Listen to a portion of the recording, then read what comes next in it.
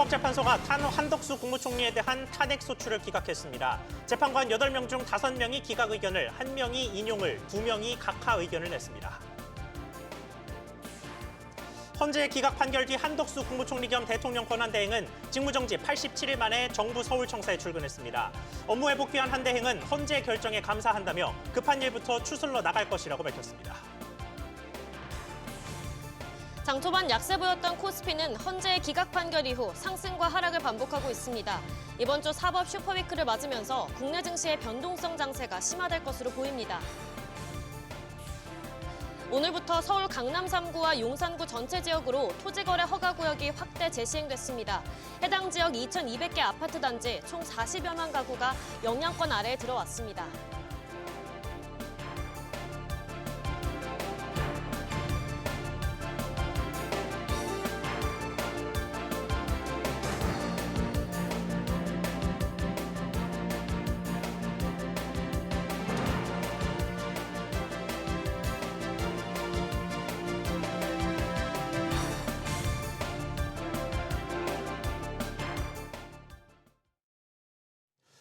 여러분 안녕하십니까? 우리나라의 명운을 가를 사법적 판단이 연이어 벌어지는 한 주가 시작됐습니다. 오늘 뉴스 특보에서 자세히 다뤄보겠습니다. 그 첫 순서로 조금 전에 한덕수 국무총리에 대한 탄핵 선고가 이루어졌습니다. 헌법재판소는 한덕수 총리에 대한 탄핵을 기각해서 한 총리는 바로 대통령 권한대행으로 복귀하게 됐습니다.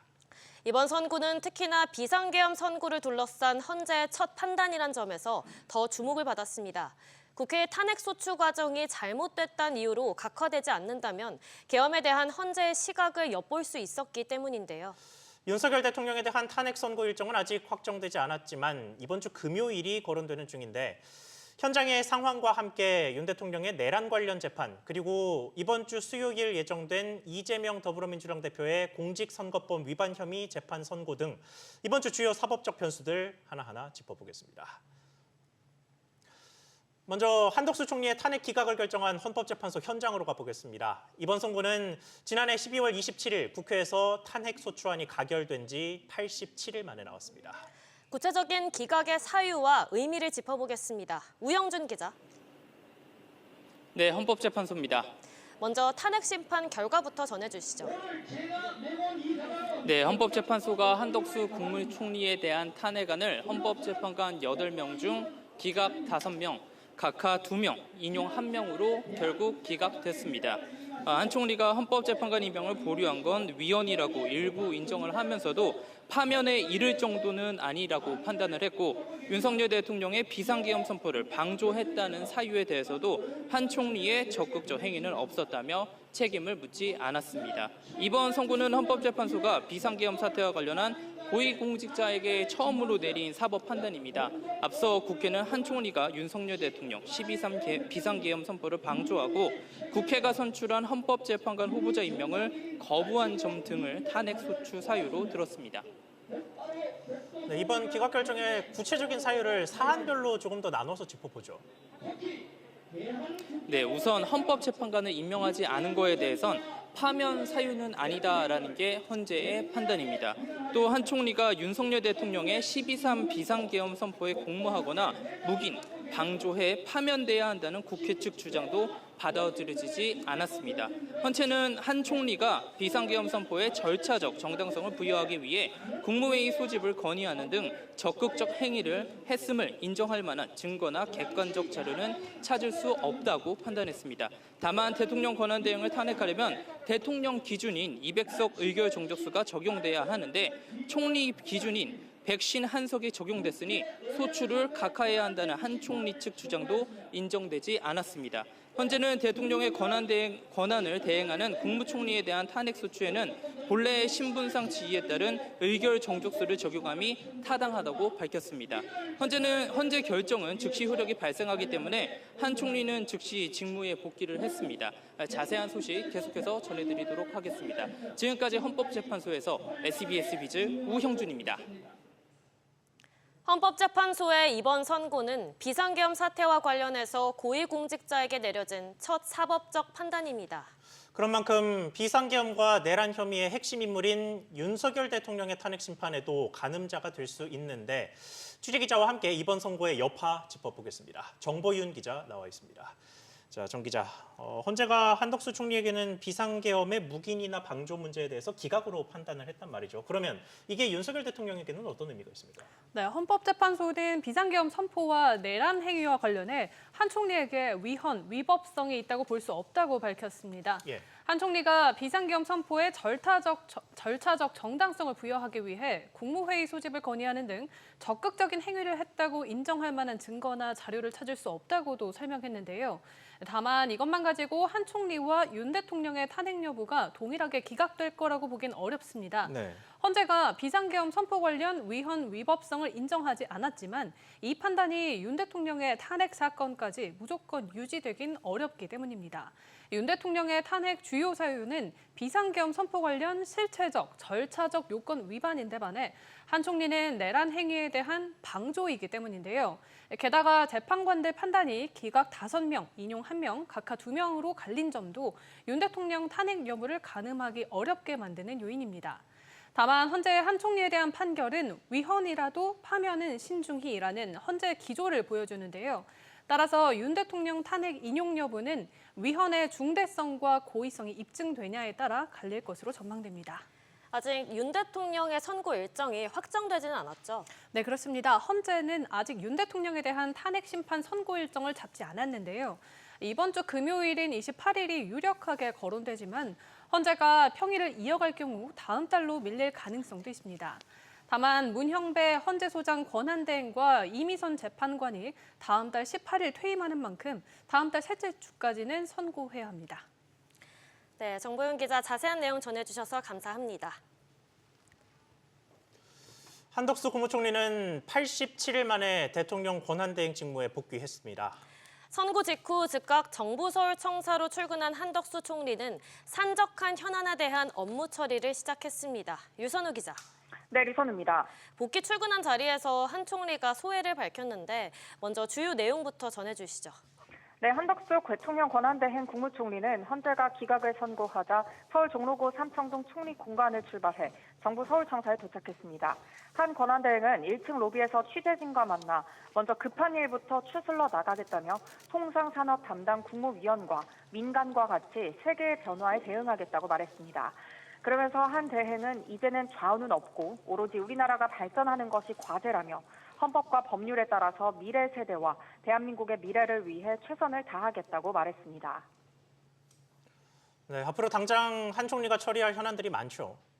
네, 한 대행은 앞으로 영남권을 중심으로 번지고 있는 산불 진화에 총력을 다할 것으로 보이는데요. 오늘 복귀하면서 한 대행은 오후에는 큰 산불로 인해 고통을 받고 계신 분들을 뵙겠다고 말했습니다. 한 대행은 곧바로 중앙재난안전상황실 서울상황센터를 방문해 산불 대응 상황을 점검했는데요. 한 대행은 산불이 완전히 진화될 때까지 범정부적 총력 대응을 해야 한다며 이미 선포된 지역 외 경북 의성, 울산 울주 등에 대한 특별 재난지역도 신속히 선포해 지원을 아끼지 않겠다고 밝혔습니다. 아울러 한 대행은 앞으로 국가안전보장회의 NSC를 소집해 안보 상황을 점검하고 미국발 안보 통상 압박에 돌파구를 모색하는 데에도 힘을 쏟을 것으로 보입니다. SBS 비즈 류선우입니다. 한덕수 총리 앞에 놓인 각종 현안들 좀 더 자세히 짚어보겠습니다. 특히 경제적으로도 풀어야 할 현안이 한두 개가 아닌데 취재기자 스튜디오에 나와 있습니다. 조슬기 기자, 우선 이번 기각 결정으로 한 총리의 직무는 완전히 부활한 거죠. 그렇습니다. 한 총리 대신 이 권한대행을 그동안 맡아왔었던 이 최상목 대통령 권한대행, 부총리 겸 기획재정부 장관 체제는 공식적으로 끝났습니다. 종전 이 국무총리 역할과 함께 이 대통령 권한대행으로서 한 총리는 업무를 다시 수행하게 되는데요. 지난해 12월 27일 야당 주도로 탄핵 소추된 이후 직무가 정지된 지 정확히 87일 만에 복귀입니다. 무엇보다 이 국정 공백 기간이 상당했던 만큼 이 국무위원들에게 보고를 받고 국정 공백을 또 흔들림 없이 메우기 위한 메시지를 내부적으로 공유할 것으로 보입니다. 우선 가장 시급하게 힘을 쏟아야 할 업무는 뭔가요? 아무래도 이 한미 외교 공백을 메우기 위한 업무가 아닐까 싶습니다. 지난 1월 20일 이 도널드 트럼프 미국 대통령 취임 이후 정상 외교 공백이 장기화하고 있다는 우려가 나와서입니다. 무엇보다 이 트럼프 대통령이 쏘아올린 관세 전쟁의 영향권에 들어온 상황이고요. 최근엔 이 한국이 민감 국가로 지정되면서 파문이 불거지기도 했습니다. 최상목 대통령 권한대행 부총리 겸 이 기획재정부 장관은 아직 트럼프 대통령과 통화조차도 이런 가운데 나누지 못했습니다. 이런 가운데 이 내달 2일 이 국가별 상호관세 발표마저 앞둔 상황인 만큼 미국 통인 이 한 총리가 대미 외교를 어떻게 끌고 갈지 관심이 모아지고 있습니다. 네, 관세 관련 소식은 잠시 뒤에 조금 더 자세히 짚어보고, 자, 한 총리 앞에 또 굳이 해외로 나가지 않더라도 국내에 침체된 내수 경기를 살려야 한다는 과제도 있습니다. 맞습니다. 작년 말 이 비상계엄 사태 이후에 이 넉 달째 우리 경제의 하방 압력이 커지고 있기 때문입니다. 올해 1%대 이 저성장을 끌어올릴 이 정부 차원의 대응책 마련이 시급한 상황인데요. 당장 이달에도 수출 증가세 둔화, 또 경제 심리 위축 등 경기 하방 압력이 커지면서 내수 회복이 지연되고 있습니다. 예. 다시 말해 이 경기를 되살리기 위해 이 추가 경정 예산 편성이 시급하지만 이 탄핵 정국이 지속되면서 야당과의 충돌로 운신의 폭이 여러모로 좁은 게 현실입니다. 설령 추경 집행의 뜻을 모으더라도 이 정치적 공방 속 규모나 시기를 가늠하기 쉽지 않아 경기 침체 대응에 한계가 있을 수밖에 없다는 지적입니다. 또 이제 추경 외에도 한 총리가 다루게 될 경제 현안에는 어떤 게 있을까요? 무엇보다 이 상법 개정안에 대한 이 제2요구권 행사 여부가 가장 큰 관심사입니다. 이사의 이 충실 의무 대상에 주주를 포함하는 것을 골자로 하는 이 상법 개정안이 지난 14일 국회 본회의를 통과했기 때문입니다. 지난 21일 정부로 이송된 이 상법 개정안의 처리 시한이 다음 달 5일이라 어떤 입장을 내놓을지 한 총리의 입장 표명에 관심이 쏠리고 있습니다. 알겠습니다. 조 기자 이야기 잘 들었습니다. 이번 선거 이후 이번 주에는 주요 정치적 사건에 대한 선고가 동시다발적으로 이루어집니다. 이재명 더불어민주당 대표의 선거법 위반 혐의 항소심 선고와 또 윤석열 대통령의 탄핵 심판 가능성도 거론되는데 주요 변수들 취재기자 연결해 자세히 짚어보겠습니다. 오서영 기자. 네, 오사영입니다. 남은 선고에 어떤 게 있습니까? 네, 모레 오후 2시 서울고법에서 이재명 더불어민주당 대표의 선거법 위반 혐의 사건 항소심 선고 공판이 열립니다. 쟁점은 지난 2021년 대선 후보 시절 이 대표 발언이 허위사실 공표에 해당하는지 여부인데요.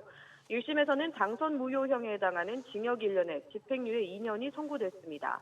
앞서 이 대표는 경기 성남시 백현동 식품연구원 부지 용도 변경 특혜 의혹에 대해 국토부 협박이 있었다는 취지로 발언하고 당시 대장동 개발 사업과 관련해 고 김문기 전 성남도시개발공사 개발 1처장을 모른다는 취지로 발언해 기소됐는데요. 이번 2심 결과에 따라 향후 정치 행보에도 영향을 받게 됩니다. 선거법상 100만 원 이상 벌금형을 선고받으면 당선은 무효가 되고 형 확정 이후 5년간 피선거권이 박탈됩니다. 네, 그리고 이번 주 후반에 윤 대통령의 탄핵 심판 선고가 이루어질 가능성도 제기되고 있죠.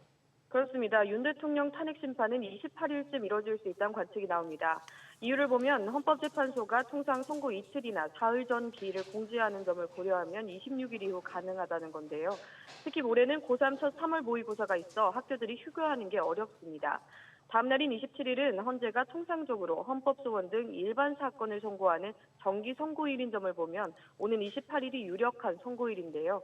헌재는 비상계엄 선포의 정당성 여부 등을 따져 중대한 위헌, 위법으로 판단되면 인용 결정을 내리게 됩니다.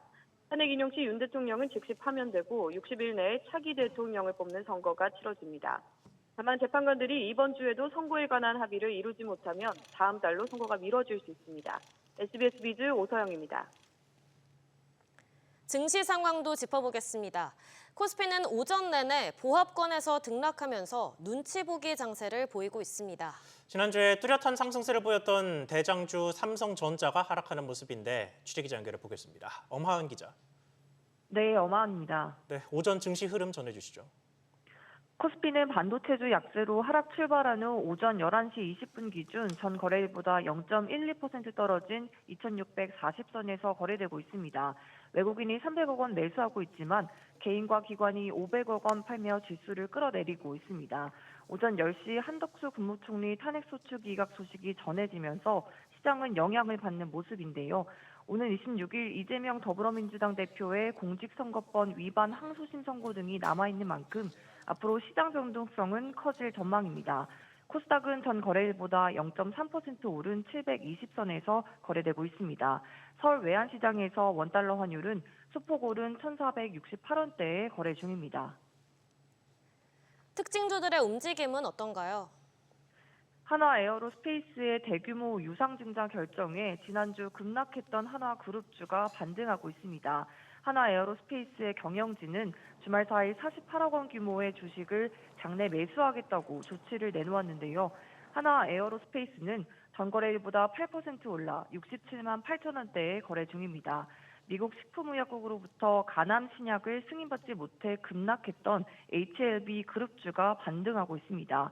HLB가 5월에 보완 서류를 제출해 이르면 7월 결정이 날 것이라고 밝히자 저가 매수세가 유입되고 있는데요. HLB는 8% 오른 5만 원대에 거래되고 있습니다. 2차 전지 기업 금양은 외부 감사인으로부터 의견 거절을 받으면서 상장 폐지 위기에 놓였습니다. 금양이 15일 내에 이의 신청은 할 수 있지만 거래 정지는 유지됩니다. SBS 비즈 엄하은입니다. 자, 탄핵 선고 관련된 내용은 새로운 소식 들어오는 대로 다시 전달해 드리고 경제계 주요 소식들 짚어보겠습니다. 토지거래 허가제가 서울에서 한 달여 만에 확대 재시행됐습니다.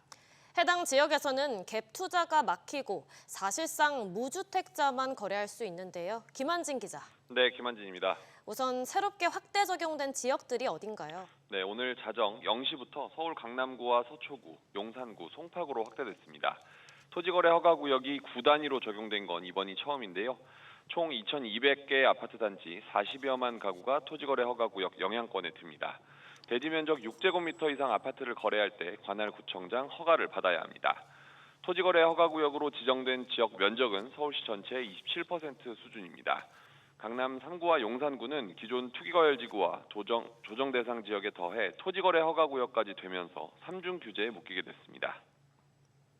자, 그러면 수요자 입장에서는 어떤 변화가 생깁니까? 네, 2년 이상 직접 거주할 실수요자만 매수할 수 있어서 전세를 끼고 집을 사두는 갭 투자를 할 수 없게 됩니다. 또한 세대원 모두가 집이 없거나 기존 주택을 1년 안에 모두 팔아야 해서 사실상 무주택자만 집을 살 수 있습니다. 토지거래 허가구역 지정 기간은 오는 9월 30일까지인데요. 정부와 서울시는 상황에 따라 기간 연장을 검토하고 풍선 효과로 마포와 성동, 강동 등 주변 집값이 오르면 토지거래 허가구역을 추가 지정할 계획입니다. SBS 비즈 김한진입니다. 지난 6개월간 국내 건설사 중 공동주택 하자가 가장 많았던 곳은 한화였던 것으로 드러났습니다.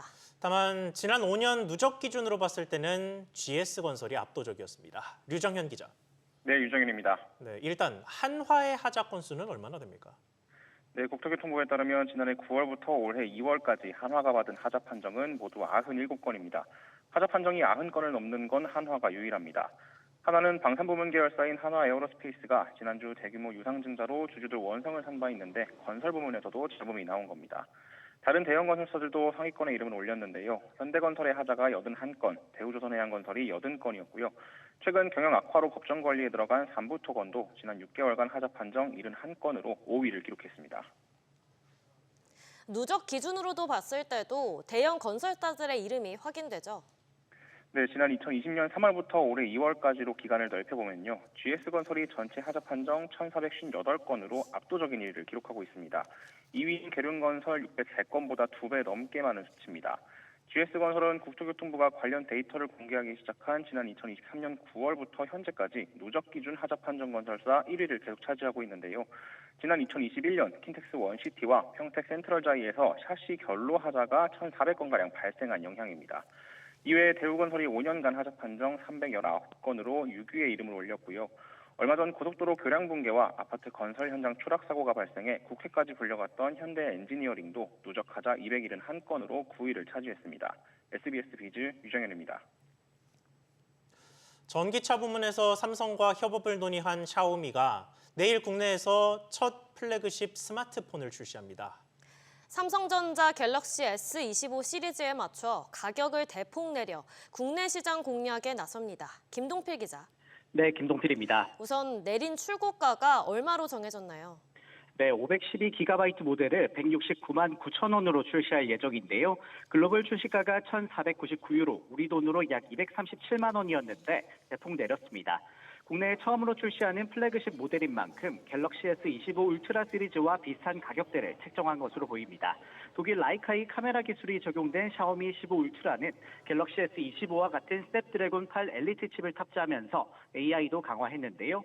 샤오미는 저가와 고성능 모델까지 연이어 출시하면서 삼성과 애플이 99%를 점유한 우리 스마트폰 시장 공략에 박차를 가하고 있습니다.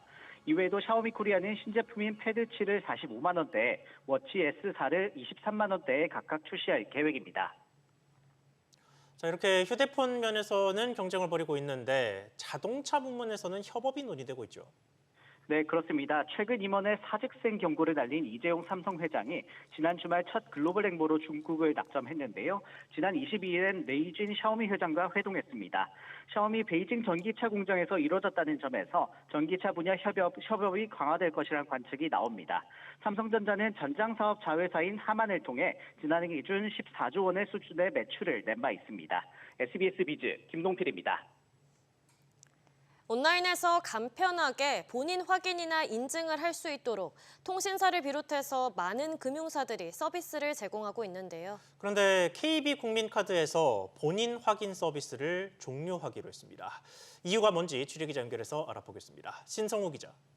네, 신성우입니다. 네, 먼저 KB국민카드가 언제부터 서비스를 중단합니까? 네, 오는 6월 30일 서비스가 종료됩니다. 지난 2018년 서비스를 시작한 지 약 7년 만인데요. 국민카드는 이미 유관부처인 방송통신위원회에 서비스 종료를 전달하고 카드 소지 고객들에게 이를 통보하고 있는 중입니다.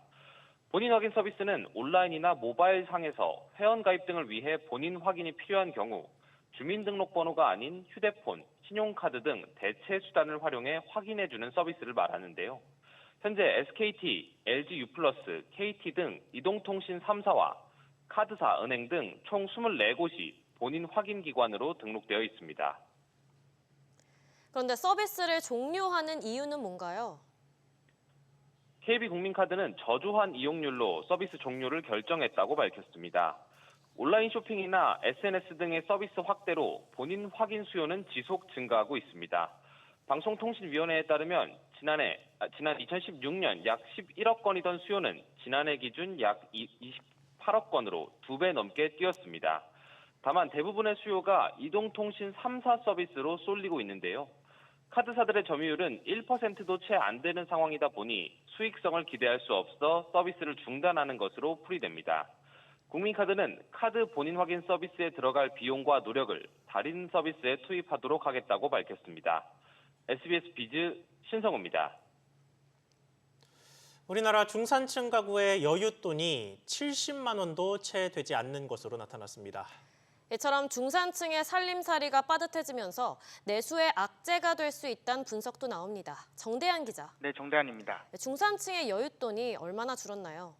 통계청에 따르면 지난해 4분기 중산층으로 분류되는 소득 3분위 가구의 흑자액은 1년 전보다 8만 8천 원 줄어든 65만 8천 원으로 집계됐습니다.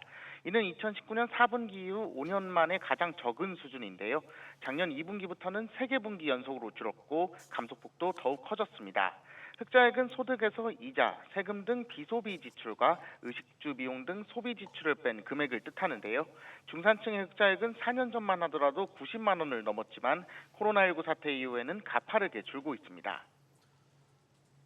네, 그러니까 코로나가 끝났는데도 회복이 되지 않았다는 건데 이런 현상의 원인이 뭡니까? 최근 부동산 시장의 과열 양상과 사교육비 부담이 주요한 영향을 미친 것으로 풀이됩니다. 통계를 보면 소득은 늘었지만 보건, 교통, 교육비 분야의 소비 지출과 이자, 취득세 등 비소비 지출이 증가했는데요.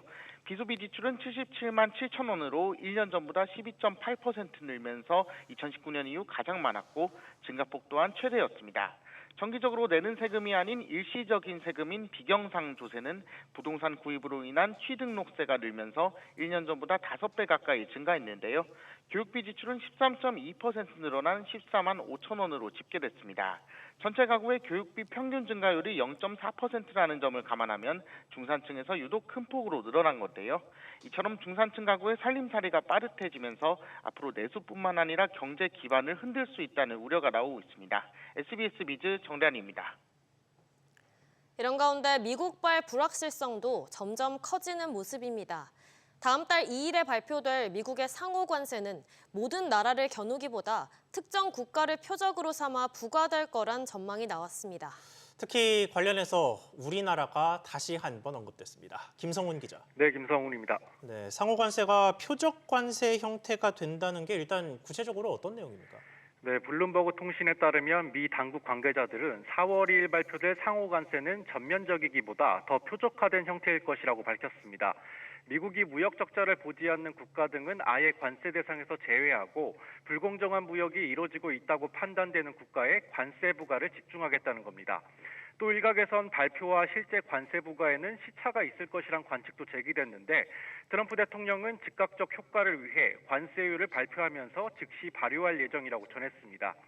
여기에 월스트리트 저널도 미국의 주요 무역 상대국에 부과될 관세는 지난 수십 년간 보지 못한 수준이 될 것이라고 내다봤습니다. 다만 자동차와 반도체 등 특정 품목별 관세는 4월 2일에 발표되지 않을 것이라고 덧붙였습니다. 그런데 이제 우리나라가 포함될지가 우려되는 상황이죠. 네, 블룸버그는 집중 관세 공격을 받을 국가가 아직 명확하지 않다면서도 한국이 유럽연합과 멕시코, 일본, 중국 등과 함께 불공정 무역 국가로 지목됐다고 보도했습니다. 미 당국 관계자가 거론한 불공정 무역 국가들은 미국 입장에서 무역 적자 폭이 컸던 나라들이었는데요. 지난해 우리나라의 대미 흑자 규모는 660억 달러로 8위를 기록했습니다. 안덕근 산업부 장관은 미국을 찾아 하워드 러트닉 상무부 장관과 면담했는데요.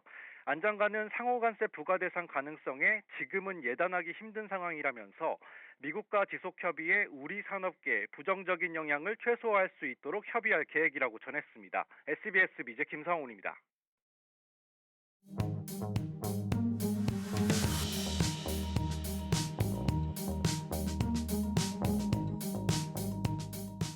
안녕하세요. K웨더 공기재능센터에서 전해드리는 대기오염 예보입니다.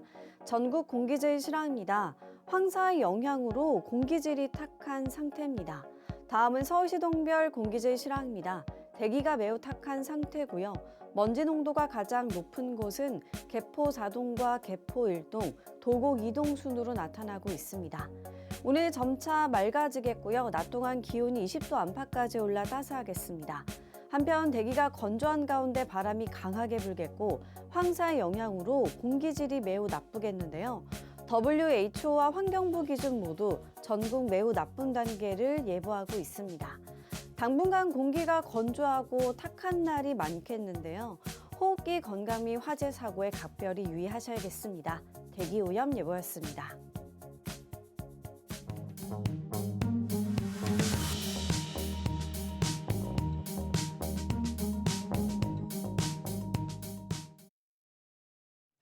뉴스 특보 마치겠습니다. 함께해 주신 여러분 고맙습니다.